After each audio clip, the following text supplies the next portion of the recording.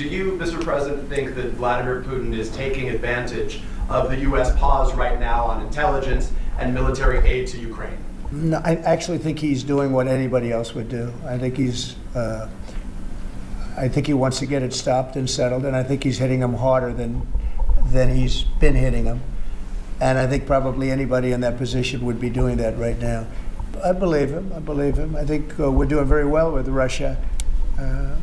But right now they're bombing the hell out of Ukraine, and I'm finding it more difficult, frankly, to deal with Ukraine. And they don't have the cards.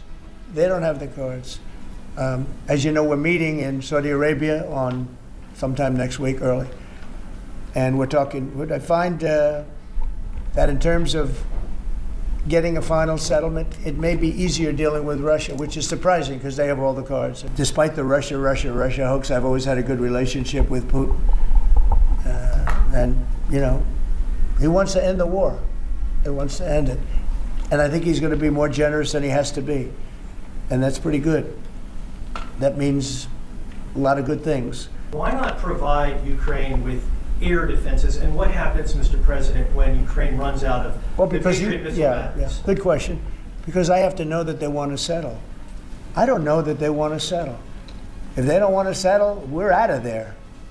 Because we want them to settle. And I'm doing it to stop death. More important than anything else. I watched over the last week or so what's going on in Europe. This thing could end up in World War III if we don't get it settled.